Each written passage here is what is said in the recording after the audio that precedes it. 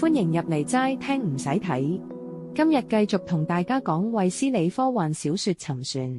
上次講緊摩亞揾到鬼船嘅歷史，嗰3艘鬼船原來係16世紀大航海時代哥倫布嘅金主迪加杜家族嘅船。衛斯理終於應承一齊去揾鬼船，跟住就會進入探險模式，大家一齊嚟齋聽唔使睇，開始講故事啦。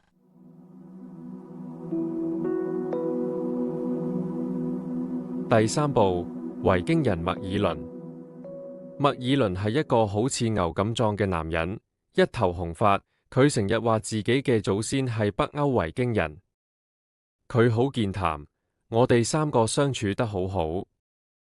麥爾倫對東方一無所知，所以佢成日要我講好多關於東方嘅故事俾佢聽。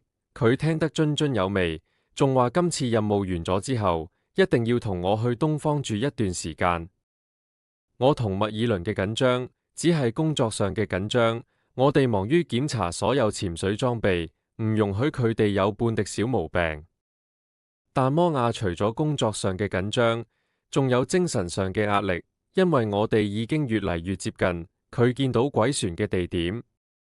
第4日早上，嗰日係摩亞值夜班，我同麥爾倫仲瞓緊覺。到咗清晨，摩亞突然搖醒我哋2個，佢好緊張咁話：快啲起身！佢嘅神情搞到我哋都緊張埋。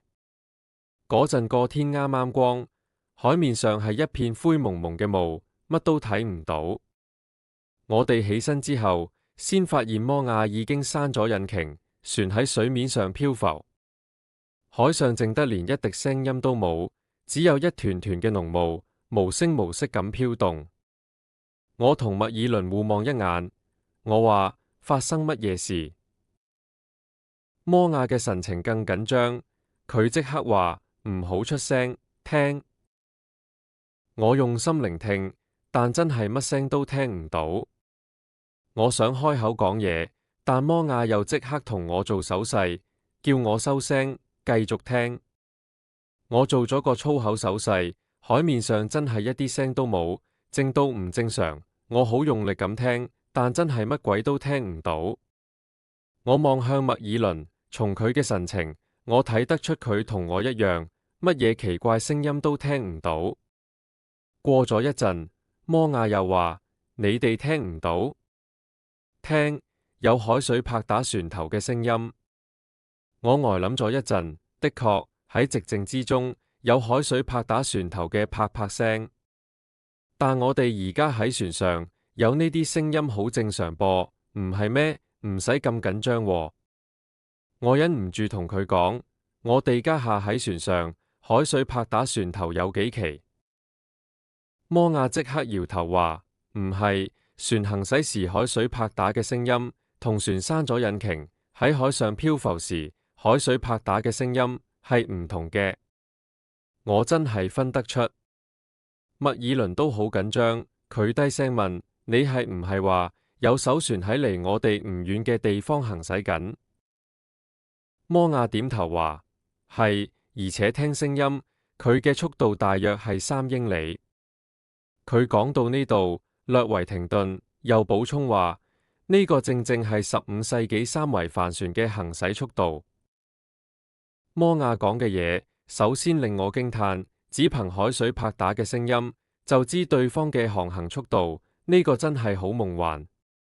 不過驚嘆之餘，我亦開始有啲緊張。真係無知就無懼，越知得多，就越多嘢驚。船頭驚迪卡比奧，船尾又驚奇溫斯利，船中間就驚鬼同驚賊。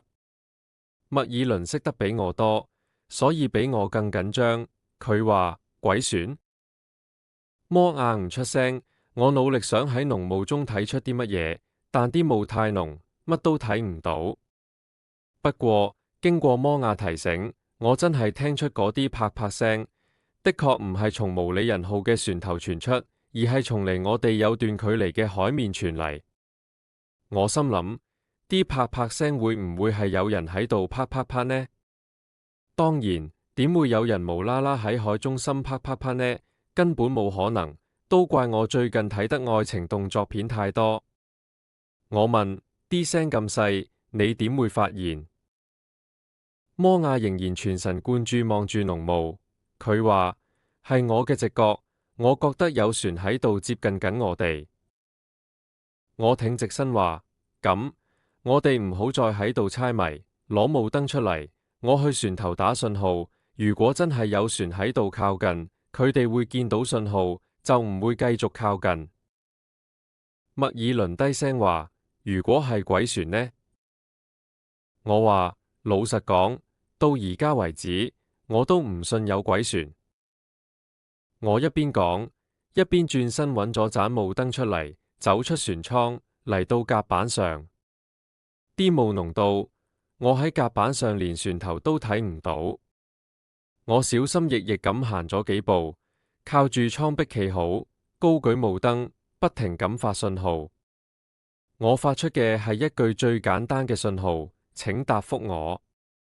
霧燈嘅橙黃色光芒喺濃霧中一閃一閃。我重複咗呢個信號3、4次，然後停低，四周圍望，等回音。但四周只有紫菜同埋白茫茫嘅濃霧，啲霧好似越嚟越濃，幾乎乜都睇唔到，當然亦冇任何閃光回應。我正想再發信號，突然聽到身後有人話：冇用，佢哋走咗啦。聲音嚟得好突然，嚇咗我一跳。雖然我即刻聽出係摩亞嘅聲音，但啲霧太濃，我仍然睇唔到佢嘅身影。我即刻再用心聽，果然啲聲音已經唔見咗。海水拍打毛里人號船身嘅聲音，同剛才聽到嘅聲音真係有明顯嘅分別。我走返入去，差啲撞到喺我身後嘅摩亞。我見到摩亞面色慘白。同時聽到麥爾倫喺船艙喊話：你哋快啲過嚟睇！我拉住摩亞一齊返入船艙，啲霧已經滲入船艙，但至少比外面好。麥爾倫拎住一條長紙條，我哋都知道呢條嘢係雷達探測記錄。麥爾倫指住記錄上一連串平穩線條中突然突起嘅部分話：睇！雷達都記錄到有船接近過我哋。我搖頭話：如果雷達探測到嘅鬼，仲算唔算鬼？摩亞問：咁會係乜嘢？我答話：可能係條大魚。摩亞同麥爾倫都唔出聲。我開始發現，我哋3個之中，唔單止摩亞相信有鬼船，連麥爾倫都信。喺呢個情況之下，佢哋當然唔會信係大魚，所以我都唔想同佢哋再爭辯。船艙靜咗落嚟，呢段時間，海面上嘅濃霧已經逐漸散去。我話：摩亞，我哋係唔係快到目的地啦？摩亞呆諗咗一陣，先答我：唔係快到，係已經到咗。我行近駕駛台，按咗一個掣。一陣鐵索鬆落嘅聲音從船側傳嚟，船身震咗一下就停低。我吸咗一口氣話：既然到咗目的地，我哋可以開始潛水啦。摩亞同麥爾倫互望一眼，我又話：海底探測儀都可以開始用啦。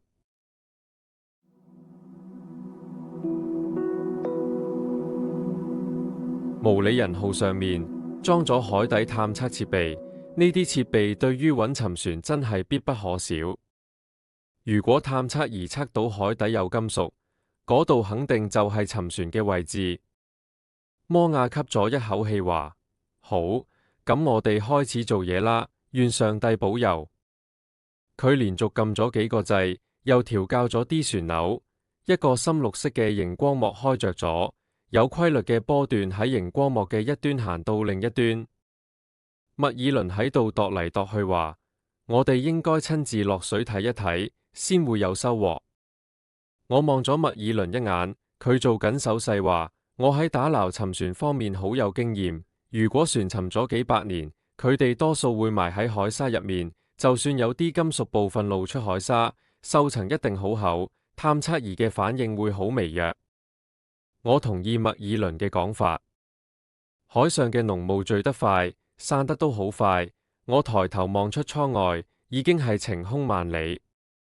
除咗我哋艘船，大海上喺視線範圍之內，水面上乜嘢都冇。摩亞好似知道我喺度睇乜，佢話早就唔見咗。我話如果真係有一艘船以3英里嘅速度行駛，我哋應該仲會見到佢。摩亞話鬼船唔會喺陽光之下出現。我想同摩亞爭辯，但即刻覺得再講落去都冇意思，於是我只係笑笑口話，下次如果再聽到嗰啲聲音，我一定要放小艇循聲追過去，睇下究竟係乜嘢發出聲音。摩亞聽完我嘅話，神色變得好古怪，臉色好蒼白。我又話，如果真係鬼船，我咁做會有咩後果？摩亞嘅神情好嚴肅，佢話，咁你就會消失得無影無蹤。佢講完呢句嘢，停咗一停，又繼續講，然後過咗一段時間，鬼船再出現，可能有人會見到你喺鬼船上面做苦工。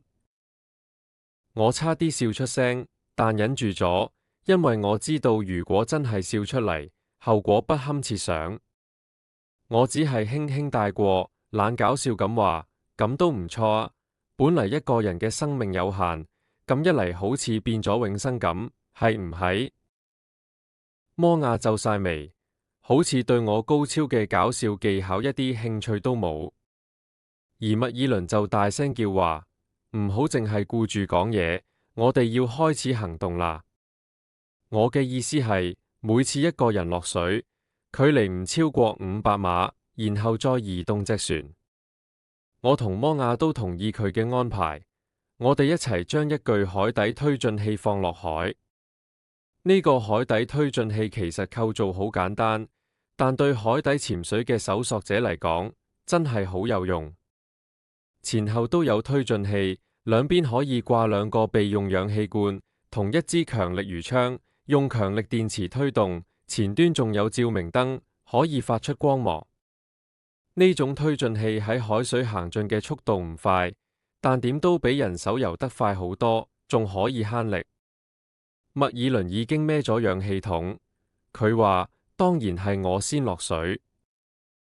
佢講呢句嘅時候，我同摩亞都冇覺得有咩唔妥，因為麥爾倫係一個好有經驗嘅潛水員，仲有我哋嘅裝備又咁齊全，有無線電對講機，可以隨時聯繫，又保持500碼嘅距離，應該好安全，冇問題。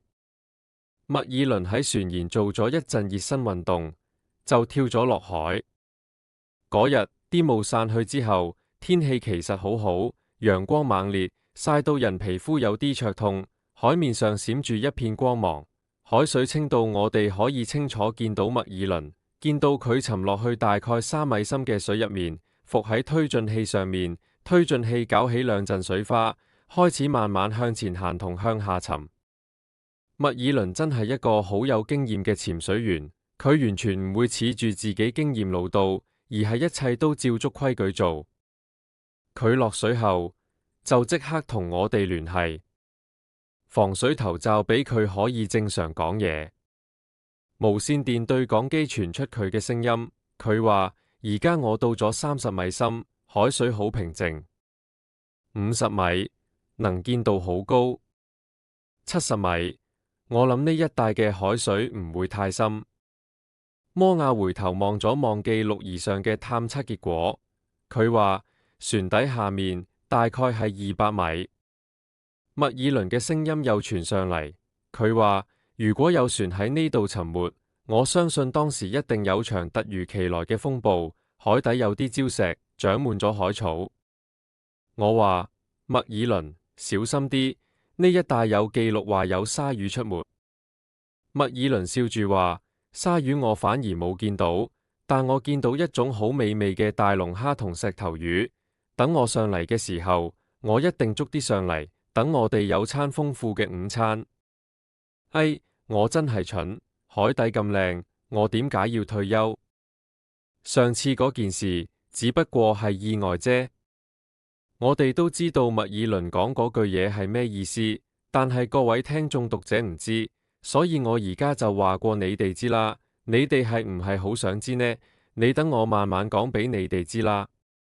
事情係咁嘅，我知，如果再唔講，我就會有生命危險。好，咁我開始講啦。我真係開始講啦，大家留心聽啊。佢決定退休係因為上次潛水，佢被困喺一個岩洞入面，足足48小時。如果唔係嗰個岩洞頂部有個細小嘅空隙，有啲空氣，佢一定死喺嗰度。但就算係咁，佢被人救出嚟之後，都要喺醫院瞓咗成個幾月。而家佢突然提起呢件事，我同摩亞心入面都有啲不祥感覺。唔好問我點解連摩亞心入面嘅感覺我都知，原文係咁寫，我都冇辦法。當然，我哋冇講咩。因為喺咁好嘅天氣之下，以麥爾倫嘅豐富經驗，潛到200米深嘅海底，就好似一個成年人過一條唔係好多車嘅馬路咁，完全唔會係一件危險嘅事。呢個時候，麥爾倫嘅聲音又傳上嚟，佢話：我見到海底啦，海底嘅沙又幼又白，一望無際，簡直係海底嘅沙漠。摩亞。